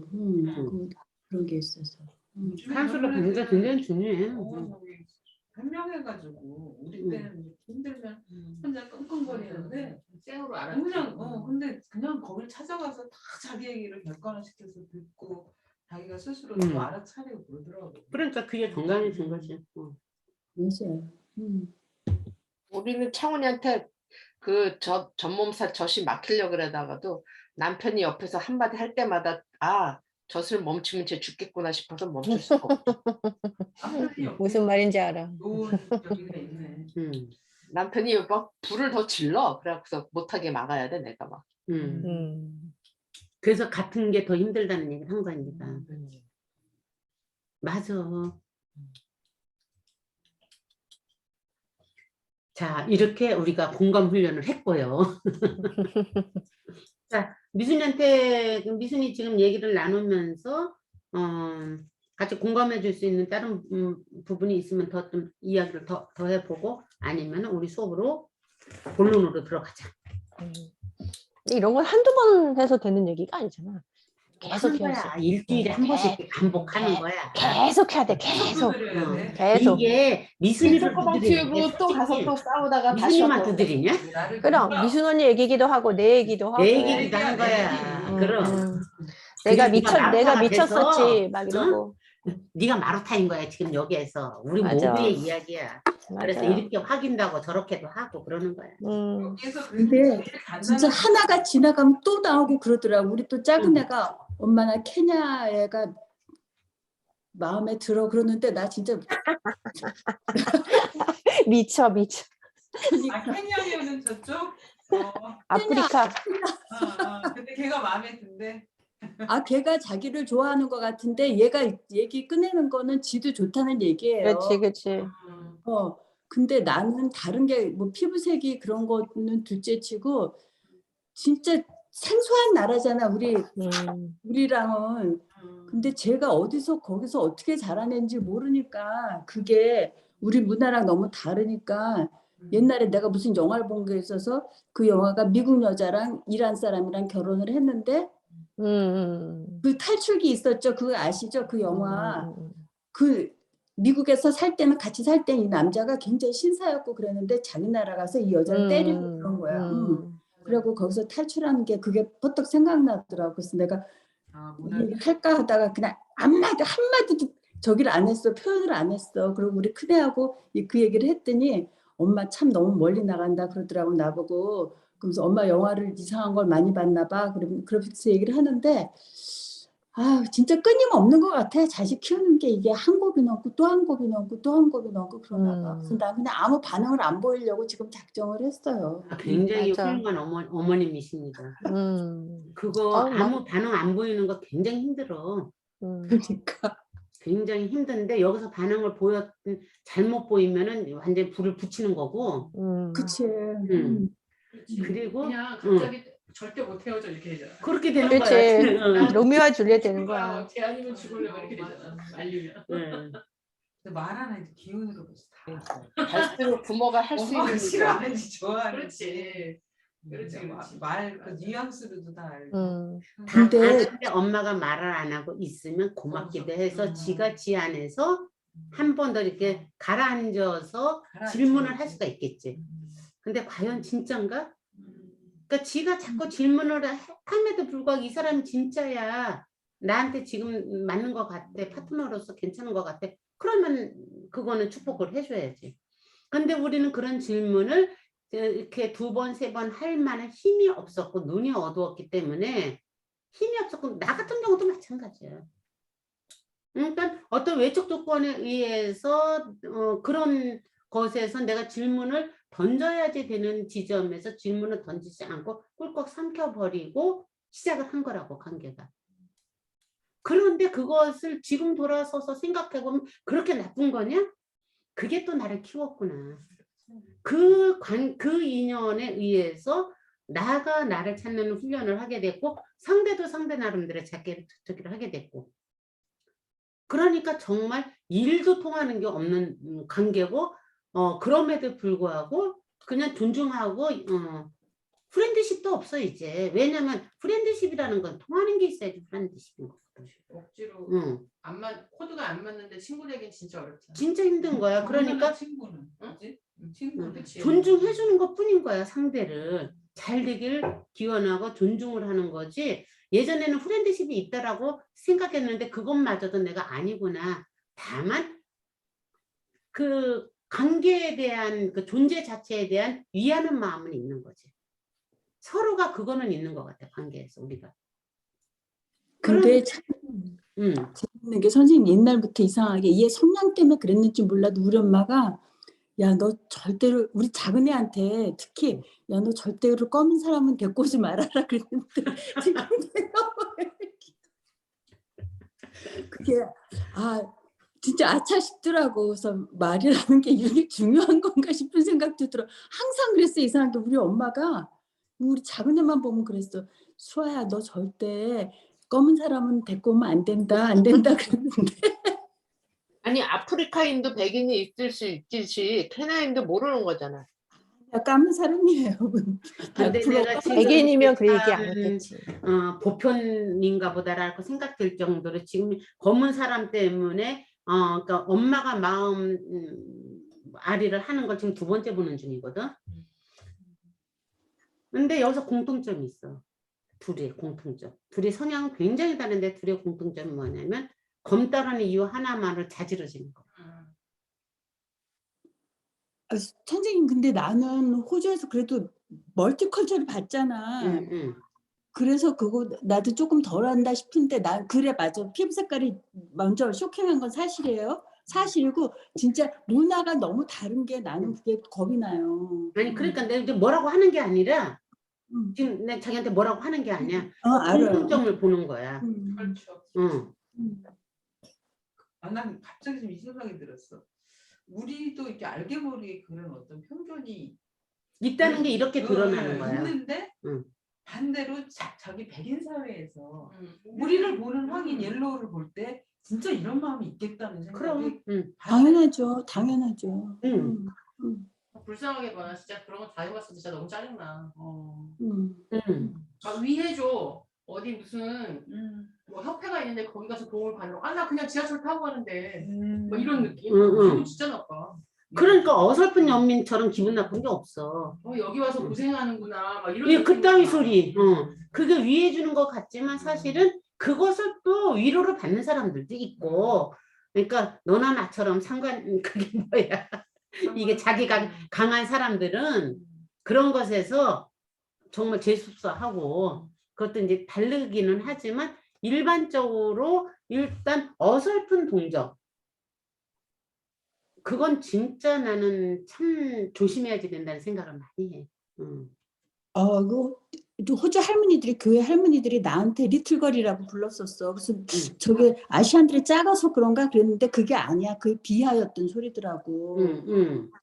그래 맞아. 그러니까 저도 사실은 근데 그게 되게 이중적인 게 독일에 있을 때 이제 그 그림같이 아름다운 동네에서 이제 사람들이 나를 이렇게 위한답시고 해준 얘기인데 그들이 나를 필리핀 사람으로 알았던 거야. 동양이니까. 그러니까 그게 또 기분이 더 나빠. 뭐 필리핀이라고 뭐? 그러니까 필리핀은 우리보다 더 그치. 열악하다고 내가 생각을 하는 거야. 그치. 그러니까 나는 적어도 필리핀은 아니야. 이게 뭐야? 그러니까. 아무튼 재패니즈라 그랬으면 기뻤을 것 같아. 아니 그거보단 낫겠지. 필리핀보다는 낫겠지. 그러니까 이제 맞아. 뭐랄까 막 내가 생각할 때 필리핀이나 베트남에서 온 사람들은 그 사람이 아무리 그 나라에서 어떤 일을 하던 간에 그게 나한테 되게 와닿지가 않고 여기 와서 왔을 때는 너는 하층민이다 라는 생각을 나도 하는 거지. 똑같아요. 음식점 가서 굉장히 막 겉으로 전혀 눈치 못 채게 진짜 너무 세련된 여자가 말투 조금만 약간 맞아. 조선 쪽 같은 말투를 그러면은 쓰면 내가 나도 모르게 갖는 편견이 있어. 그냥 나한테. 뭔가 어. 혜택 바지 그러니까 뭐 문화적인 부분이 떨어진다라고 생각을 이렇게 그러니까 우리가 아무리 영어를 잘해도 그럼 언제까지 하겠어? 걔네들은 벌써 우리가 뭐 해도 그 뉘앙스에서 얘는 저기가 아니구나, 그치. 오리지널이 아니구나 하면서 갖는 편견이 걔네들도 있을 거야. 자, 그런 편견은 왜 생길까? 우리가 근본적인 이야기를 한번 해봅시다. 그러니까 그 존중하는 똑같이 존중하는 마음이 울퉁불퉁해서 그렇게 방어 본능인 거예요. 방어 본능. 울이라는 울타리를 만들 때 울타리로부터 벗어난 것은 적이거든. 동물적 속성에서 봐봐. 동물들이 내 울타리 안에서부터 벗어난 것들은 다 뭐야? 적이잖아. 그래서 역으로 성경에서 우리 신화에서도 그거 자주 나왔었는데 이방인들 멀리서 온 사람을 손님으로 대접을 하고 신호로 대접하게끔 하잖아. 그러니까 역설적인 거거든. 그거를 당연히 그렇게 하면은 그렇게 그게 신의 말씀으로 나올 이유가 없어. 인간 안에는 방어 기제가 본능적으로 있는 거야. 나를 지키려는. 그래서 그것이 첫 번째, 그러니까 공동체라는 것은 사실은 그런 거야. 우리끼리 뭉쳐서 적으로부터 이렇게 그러니까 국가적인 민족주의에서 확장되고 이렇게 또 확장되는 거죠. 그러니까 제일 첫 번째 공동체가 뭐야? 가족 공동체잖아. 혈연으로 이루어진 가족 공동체가 예전엔 대가족으로 이루어졌을 때는 괜찮았었는데 그것이 핵가족화되면서 가족 공동체 자체가 깨지면서 공동체의 의미가 깨져버리면서 개체의 그 불안정성으로 이렇게 위험해지는 거거든. 대충들 하는 거야. 그래서 내 안에 있는 편견은 누구나 다 있을 수밖에 없어. 그거 반성할 일은 아니라고. 그런데 아까 처음에 서두에 시작할 때 했던 얘기. 편견은 누구나 다 그거는 태생적으로 누구나 막론하고 편견인 거야. 세상을 바라보는 것 자체가. 그런데 나의 편견이 힘을 받아서 상대의 편견을 인정할 수 있을 때 우리가 괜찮아지는 거야. 그래서 어설픈 반성은 하지 말자. 내가 계속해서 하는 얘기예요. 어설픈 반성을 하면 뭐가 되느냐면 쓸데없는 연민이 어줍잖아. 연민으로 또 이렇게 막 도와준다고 그래요. 도와준다, 위한다. 내가 이런 단어를 굉장히 싫어하는 이유 중 하나가 그것은 선민사상에 있어서 위에 있는 거거든. 그 마음 자체가. 근데 이 뿌리를 보면은 근데 요 얘기만 하면 그래서 내가 사랑은 비정한겨 소리가 여기서 또 나오는 거야. 그러니까 아까 내가 둘이 동시에 처음에 나타나는 현상이 모든 걸 떠나서 시커멓다는 것으로 엄마들이 자지러지는 거. 그걸 내가 뭐라고 하는 게 아니야. 알겠어요. 그 자지러질 수 있어 당연히. 그런데 그다음부터 이제 질문이 들어가 있는 거야 내가 나한테. 그리고 엄마가 가만히 있었던 거 정말 박수치고 야 그거 진짜 대단한 힘이야. 그거는 은희쌤이 갖고는 굉장히 큰 힘이고 아이들이 그런 엄마를 알아봐 주는 것도 굉장히 큰 힘이야. 그러니까 엄마가 이렇게 얘기했는데도 그러니까 크게 자기는 얼마나 쫄면서 얘기를 했겠어. 나름대로. 그런데 엄마가 그 별다른 반응이 없는데 싫어하는 건 사실이구나를 느꼈을 때 얘가 이때 자기한테 질문을 다시 한번 해볼 수가 있어. 근데 엄마가 두려움에 안 돼. 먼저 만약 그랬다면 두려움이 뭐냐면 상대를 위한다는 핑계로 자기도 모르게 자기 두려움을 상대한테 씌워버려. 자식한테. 우리 부모가 하는 자식한테 짓는 지가 이거야. 나의 두려움, 나의 불안을 사랑이라는 포장지를 씌워갖고 착각하면서 씌우는지도 모르고 착각하는 거지 자식한테 덮어 씌우는 거거든. 그러면 이제 걔는 그것으로부터 벗어나려고 이렇게 대충 좋았는데 갑자기 헤어지면 큰일 날 것 같은 거야. 그래서 연애할 때 함부로 반대하면 안 돼. 지 스스로 판단할 수 있게끔 내버려 둬야지 돼. 어차피 연애가 한 1년 지나면 다 그냥 그렇잖아. 그때까지 내버려 둬야지 돼. 그럼 지금 이제 판단을 하게 될 거야. 자, 그래서 오늘은 밥을 눌러놓으실 분은 밥을 눌러놓으세요. 눌러놓고 왔습니다. 아까 다 해놨어 내가. 제가 방금 눌렀어요. 그랬구나. 그러면 갑자기 밥하니까 그 아줌마 엄마 밥 드리라고 같이 밥을 먹으라고 이제 했어. 근데 어제 오면서 그 아줌마 밥이 없어서 밥 해놓고 왔네. 그렇게 이제 그 같이 밥을 먹으면 또 그게 우리가 그 아줌마 시중을 들어야 되는 거야. 밥 시중. 그거 진짜 뭔지 알아. 그거 보통 일 아니야. 맞아. 그거 나중에 굉장히 피곤해지더라고요. 그러니까 살면 살수록 왜 추가를 해서 인연을 끊는지 알 것 같지 않아요? 안 됐어. 됐니? 됐어. 뱀이다. 뱀이다. 뱀이다. 그걸 어떻게 찍은 거예요? 못 보겠어. 자기가 잘 먹는다. 뒷골을 지가 먹어 진짜? 아우. 먹이가 없을 땐 저래요? 뱀을 저렇게 먹는데요. 진짜로. 봐. 못 보겠어. 아니 갈치 제 꼬리 베어 먹는다는 얘기는 내가 들었거든. 근데 뱀이 자기 꼬리 먹는 거는 처음 본다. 이거를 저 빨간 뱀 어디서 많이 보지 않았나? 아우. 이거 지난번에 왜 보여줬어 내가? 한 번 신호할 때 봤어 우리. 아니야. 어디서 찾은 거죠? 지난번에 이거 우리 전부가 한번 봤는데 경혜는 이때 공부를 안 했나 보구나. 난 처음 봤어 지금. 그래? 우리 바티칸 그거 할 때 없었나? 바티칸 할 때 아니 없었니? 저 뱀은 많이 봤지. 그래 그 근데 왼쪽 로고 처음 봐. 그 명품 로고에도 나오는 뭐 이거 가만있어봐. 이거 어디 갔냐 이거 마우스? 여기 저기다가 놨잖아. 언니가 여기다가 껴놔서 혹시 쓰라고 저쪽에다가. 나는 마우스 없으면 이거를 못해.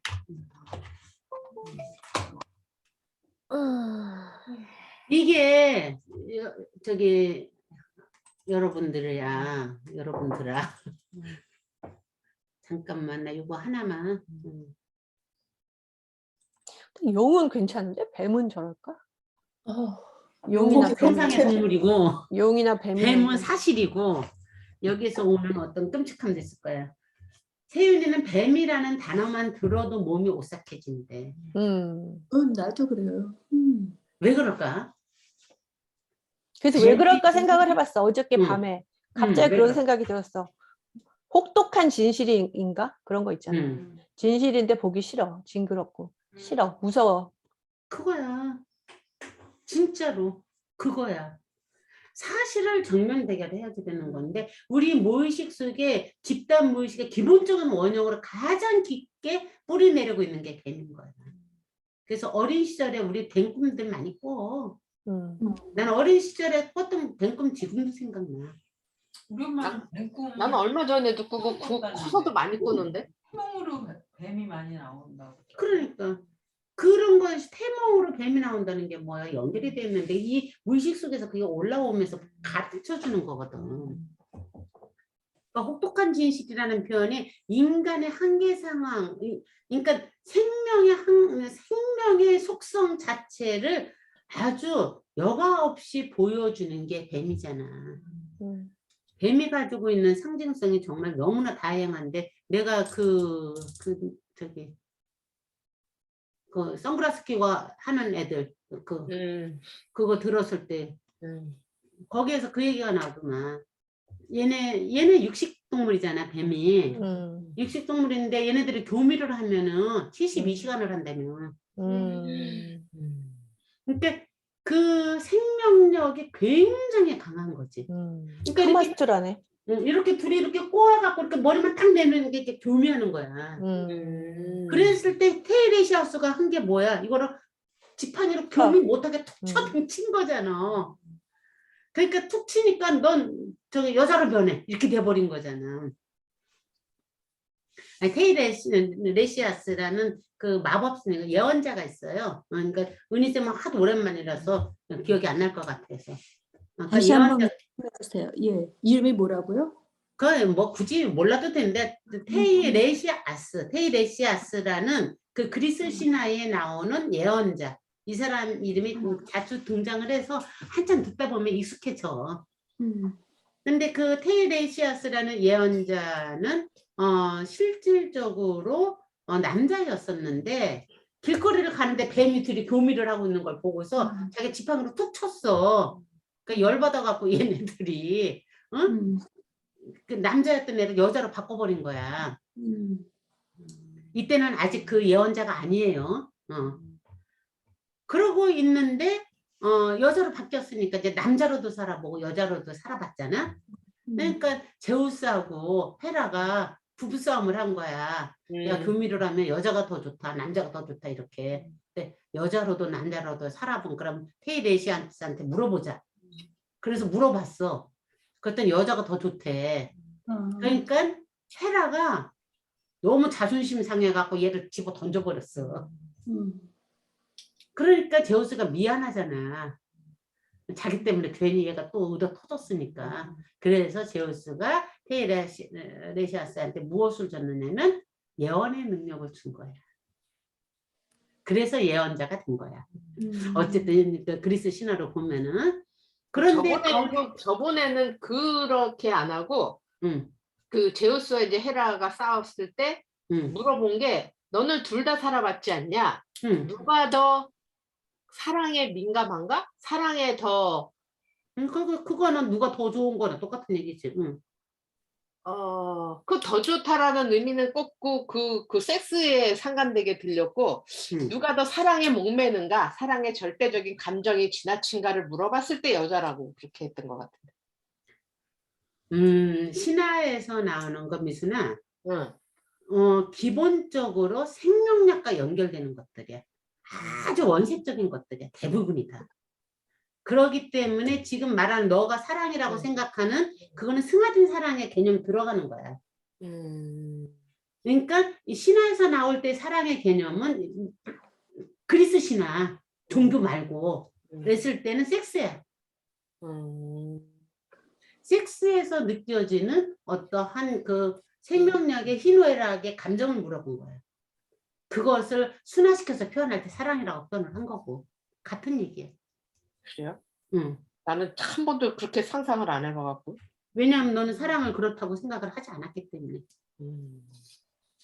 사랑이란 모든 것을 참아주고 온유하며 고린도 전서 13장에 나오는 것을 사랑이라고 생각하고 살았기 때문에 사랑이라는 표현을 했을 때 섹스로 바로 연결되는 것이 잘 안 됐던 거지. 이런 게 이제 그 아까 말하면 그 사람이 갖고는 한계성 그게 이제 그 사랑은 오래 참고 사랑은 뭐 온유하며 사랑은 뭐 시기하지 않으며 이러한 것들이 절대 보자기는 아니야. 두 가지가 동시에 같이 있어야지 되는데 사랑은 고린도 그 13장에 나오는 바로 그 사랑은 귀하고 아름다운 거고 섹스와 연결돼서 육체적인 어떤 그 쾌락에 빠지는 사랑은 안 좋은 거고 이렇게 이분법적인 생각을 하게끔 만들어진 가장 뿌리 깊은 교육이 기독교라는 거야. 이렇게 양극단으로 이분법으로 만들어진 거니까. 그런데 이 이분법은 사실은 방편으로서 꼭 필요해. 없어서는 안 돼. 근데 그것이 굳어졌기 때문에 문제가 되는 거지. 신화, 그러니까 그리스 로마 신화와 그 기독교 문화 두 가지가 실질적으로 뭐라고? 우리 서양 문화의 커다란 두 기둥이라고. 그래서 문학과 소설 같은 경우는 로마 신화, 그러니까 그리스 신화에서 파생돼서 만들어지는 거고, 그 철학서 같은 경우는 그 종교적인 것이 확장돼서 풀어지는 거고, 형이상학적인 것으로 풀어지는 거고. 그런데 이제 그게 이렇게 아까 극대하게 철저하게 둘이 있다가 지금은 어느 단계로 왔다고 두 개가 섞여갖고 같이 돌아가는. 그래서 다원주의라는 것이 나온 거고.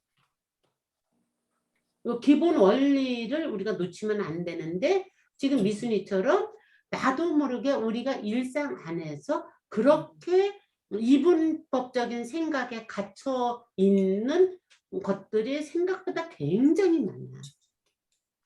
그런 걸 자꾸 발견을 해야지 돼. 철학서에서는 발견 못해도 돼. 우리 삶에서 발견해야지 돼. 어떻게 발견해? 조금 더 구체적으로 뭔가 내가 걸려, 불편해, 화가 나, 짜증나. 들여다보면 거기에 걸려서 못 넘어섰을 때 느껴지는 불편함의 가능성이 많아. 그런 거 체크하면 되는 거야. 자, 이렇게 이제 그 뱀이라는 게 우리가 이제 이것을 왜 시작하게 됐느냐, 24, 25강에 가면서 처음 시작이 카드모스로부터 나와. 카드모스가 테베의 이거보다 그걸 먼저 보는 게 낫겠다. 테베의 시조거든. 잠깐만. 얘를 꺼야지 되는데. 다시 보는 얘를 끄고 다른 걸로. 뭐야, 이건 이것까지만 보고 점심 먹으려고 하는데 야, 너 좀 공유 중지. 공유를 지금 이걸로 할 거야. 이거 지도로 갔니?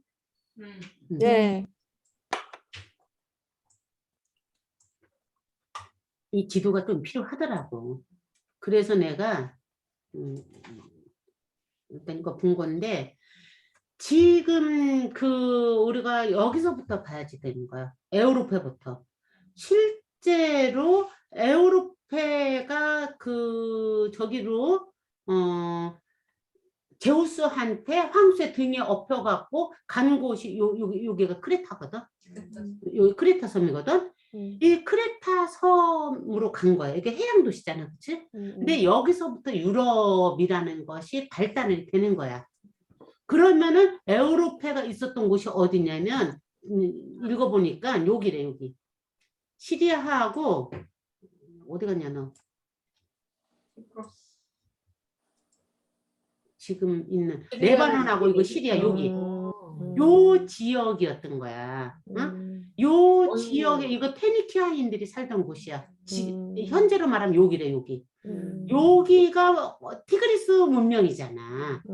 여기가 터키고, 티그리스 문명이 일어난 메소포타미아, 유크라테스 티그리스 문명에 의해서 만들어진 메소포타미아 문명이 일어난 그 지역이잖아.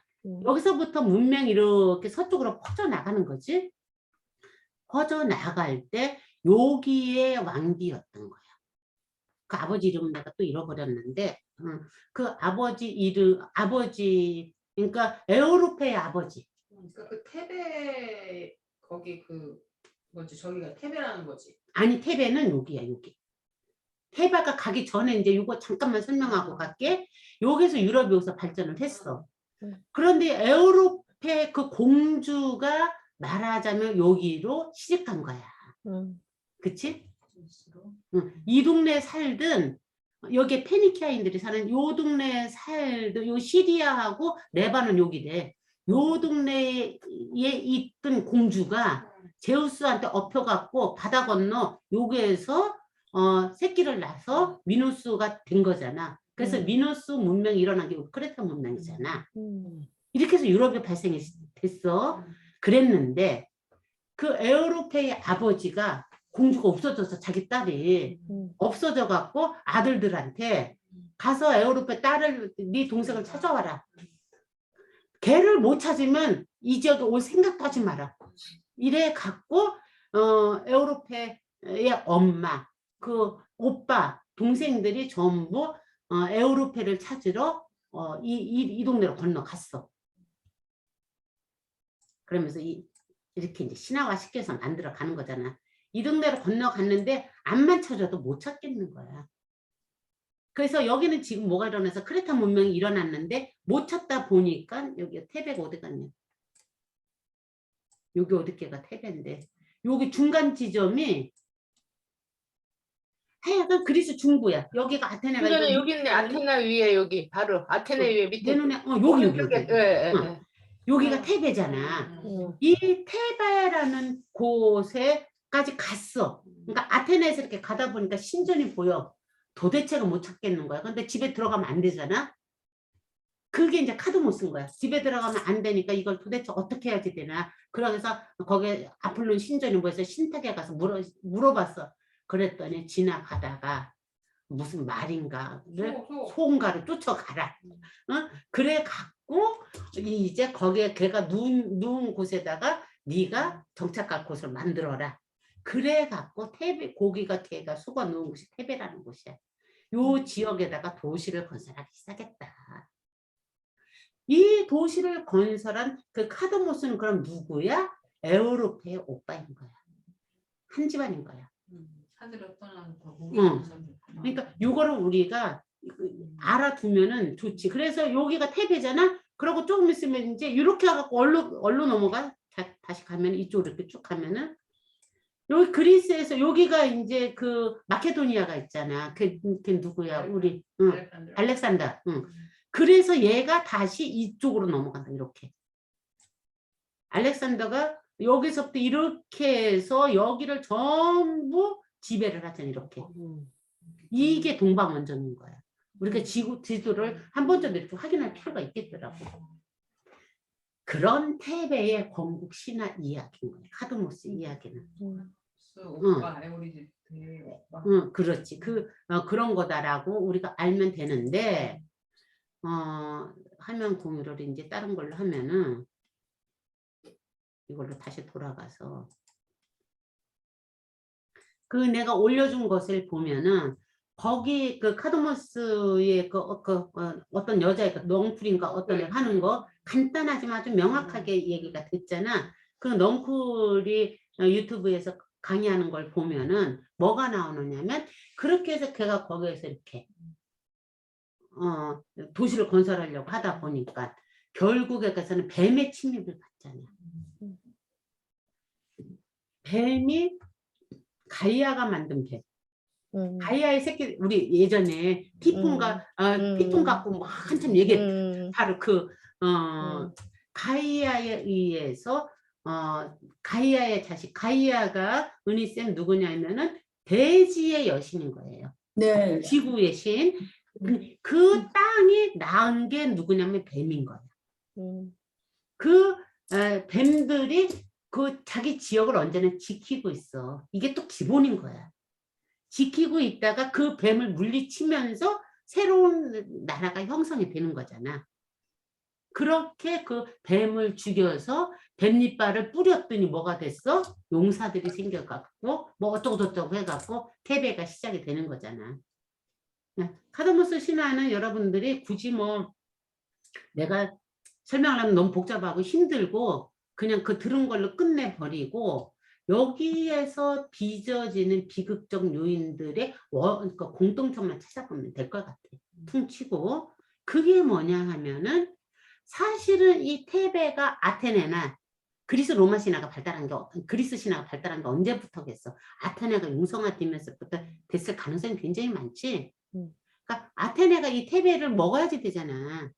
테베는 사실은 스파르타하고 친해요. 그러니까 아테네에서 발생된 그리스 신화 같은 경우는 너무나 자연스럽게 테베를 멸망시키는 멸망신화가 만들어질 수밖에 없어. 건국신화와 멸망신화가 동시에 같이 일어나는 거예요.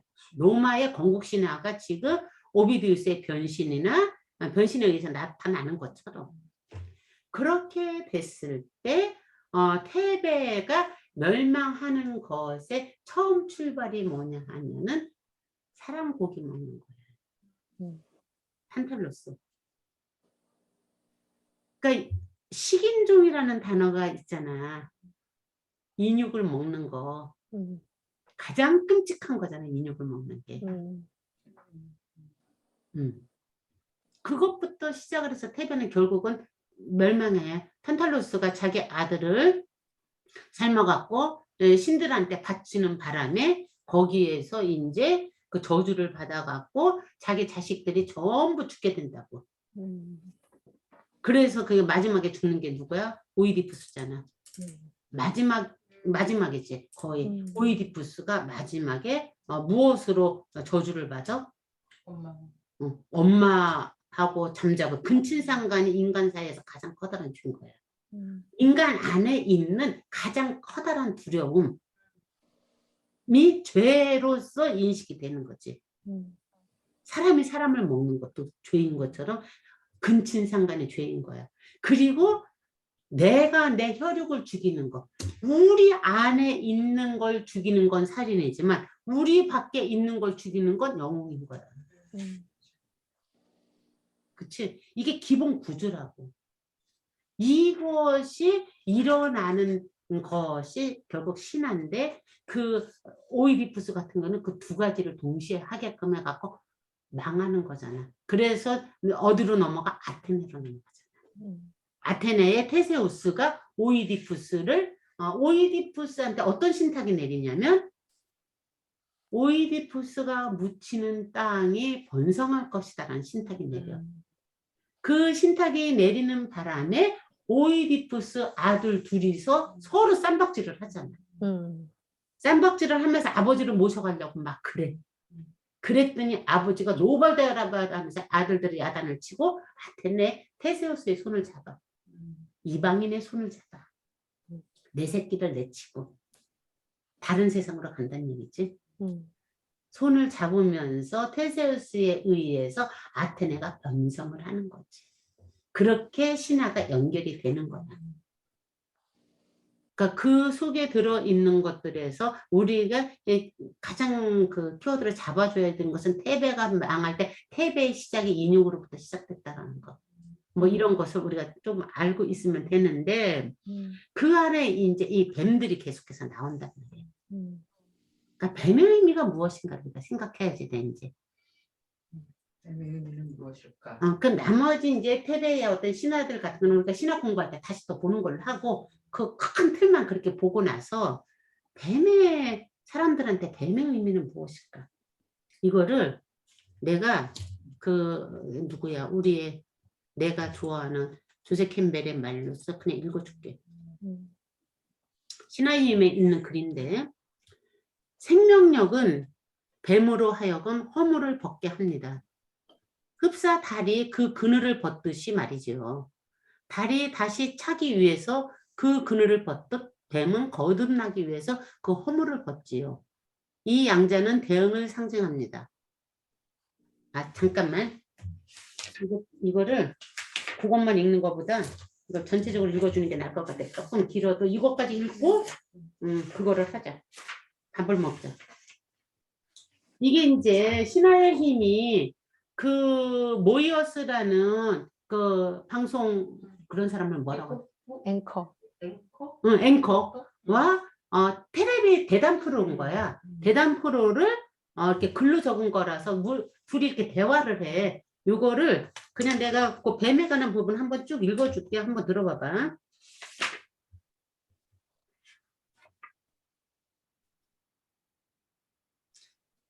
그러니까 아까 얘기했던 것을 꿈에서부터 읽어줄게.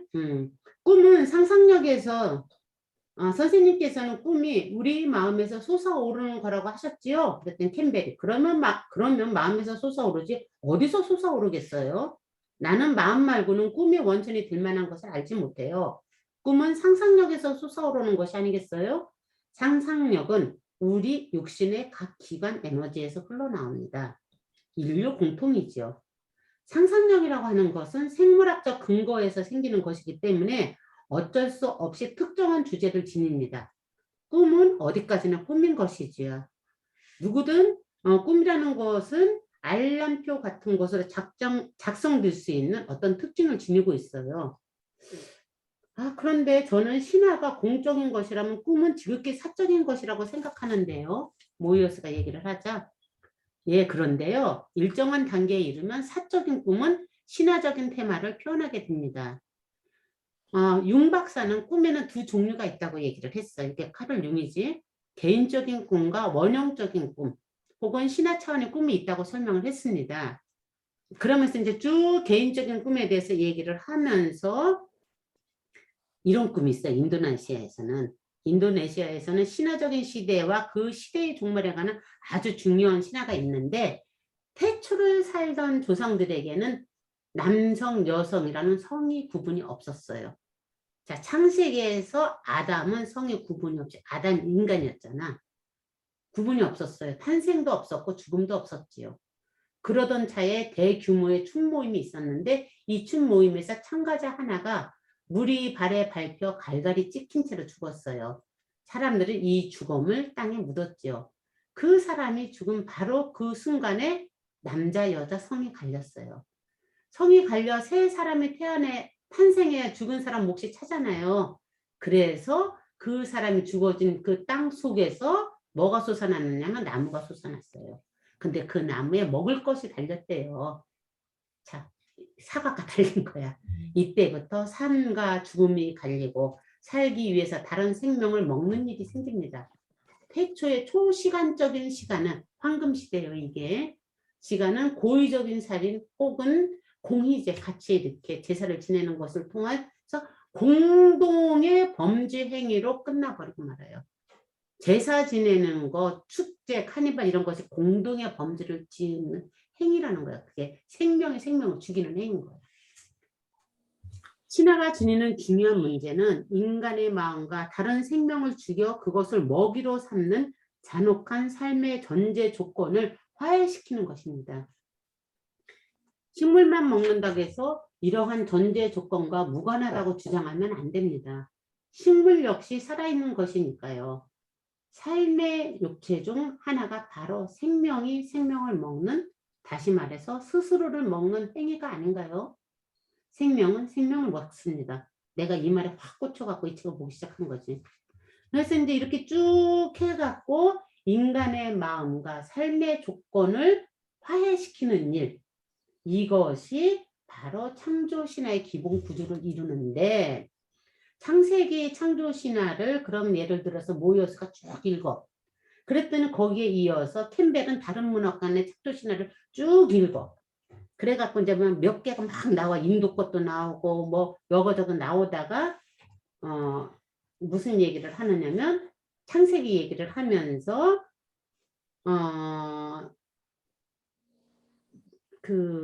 여기로 이제 넘어갈게. 여러분들 이건 나중에 한번 읽어보세요. 창세기 이야기를 하면서 이제 캠벨이 뭐라고 표현을 하냐면 그래서 뱀이 참 억울하게 됐어요. 뱀은 그렇게 부정적인 의미가 아닌데 창세기에 감으로써 이원화되는 과정에서 뱀이 나쁜 동물로 이렇게 그냥 딱 고정돼 버림으로써 억울하게 됐다고 표현을 해. 다른 문화권에서는 뱀이 절대 그렇게 억울하지가 않아. 그리고 진짜로 인도에서 난 지금도 그건 너무 기억나는데 코브라 그걸 코브라 쇼 하잖아 막. 그리고 걔네들하고 어디에서는 뱀춤 추는 데서는 뱀하고 진짜 입을 맞추고 이러면서 그렇게 접신이 되고 이렇게 해서 뱀을 긍정적으로 해석하면서 받아들이면서 부활의 상징으로 생각을 하는데 기독교에서만 그거를 나쁜 걸로 취급을 해갖고 전락시켜 버렸다는 거예요. 그러면서 이제 뱀은 여러 곳에서 굉장히 중요한 걸로 뱀은 시간의 장, 지금 여기 우리가 시간 속에 있잖아요. 지금 시간의 장, 죽음의 장이기도 하면서 영원한 생명의 장에서 기능하는 생명력을 상징합니다. 뱀은 생명력과 연결이 돼 있다. 이런 얘기를 하면서 다른 신화에서는 그런데 그렇다면 기독교는 왜 그럴까요? 모이오스가 질문을 해. 기독교에서는 유혹자로 뱀을 이용하는데 왜 그럴까요? 그랬더니 캠벨이 이렇게 얘기해요. 이 말 여러분들 한번 새겨보세요. 기독교는 삶을 인정하기를 거부하지요. 우리가 이어받은 성서 문화를 보면 할례나 세례를 받지 않는 한 삶이라고 하는 것은 썩은 것, 아주 자연스러운 충동은 죄악입니다. 뱀은 이 세상에 죄악을 비롯되게 한 아주 못된 것, 여자는 사과를 남자에게 건네준 장본인이지요. 이런 식으로 여성과 죄악, 뱀과 죄악, 결국은 삶과 죄악을 동일시하는 대단히 한 왜곡을 기독교에서 만들었습니다. 그런데 성서적인 신화와 타락의 교리 전반에 걸쳐 이런 왜곡이 계속 생기고 있는데 실제로 기독교 진짜 예수님이 말씀하셨던 그게 아니라는 거를 이제 또 가서 얘기를 하게 돼. 근데 창세설화에서 기독교가 선택한 것은 뱀을 유혹자로 선택함으로써 이분화시켜서 생각하게끔 하고 그게 지금까지 굳어져 갖고 원죄설과 연결이 되는 거예요. 이 부분을 기독교인으로 있는 사람들 입장에서는 받아들이기가 굉장히 불편한데 이 불편함 무조건 거부할 필요는 없지만 불편함이 일어나는 것은 왠가 내가 가지고 있는 어떤 틀이 깨지는 것에 대한 두려움에서 나오는 거야. 그 마음이 불편함인 거야. 그러니까 그런 것이다라는 것을 우리가 이제 알면 된다는 얘기야. 여자를 그때 모이오스가 얘기하는 거야. 여자를 죄인이라고 보는 관점은 다른 신화 체계에도 있으니까 캠벨이 내가 아는 한은 없어요. 가장 가까운 것이 아마 판도라의 상자와 관련된 판도라쯤 되겠습니다만 이로써 생긴 것은 죄악이 아니라 말썽일 뿐이죠. 여자를 죄악으로 규정하는 것은 기독교 외에 어떤 문화권에도 없다라고 조세 캠벨이 얘기하는 거예요. 우리 대신 그런 거 다 알아봐줘서 너무 고맙다. 그런데 이게 얼마나 우리가 세뇌를 당했는지 기독교인들이 이런 말을 듣는 것만으로도 막 이렇게 부들부들 떨려. 그리고 사탄은 물러가라 이렇게 나오는 거야. 이 말 자체에. 그래서 뱀이 그게 그렇게 무서운 세뇌라는 게 이렇게 무서운 것이다. 라는 얘기를 이제 쭉 하면서 이게 굉장히 이제 길게 나오는데 그 다음에 이걸로 이것까지만 읽을게. 그 다음에 생명력은 뱀으로 하여금 허물을 벗게 합니다.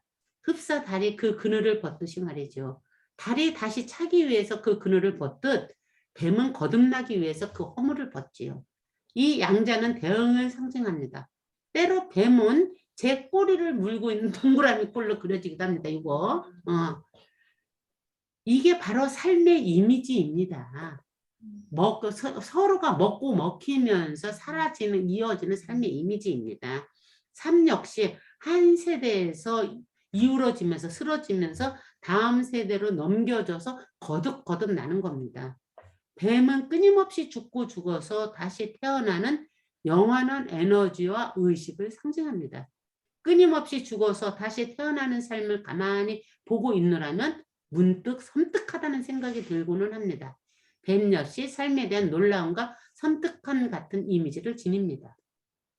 더구나 뱀은 먹는 것과 관계되는 삶의 아주 원초적인 기능을 상징하기도 합니다.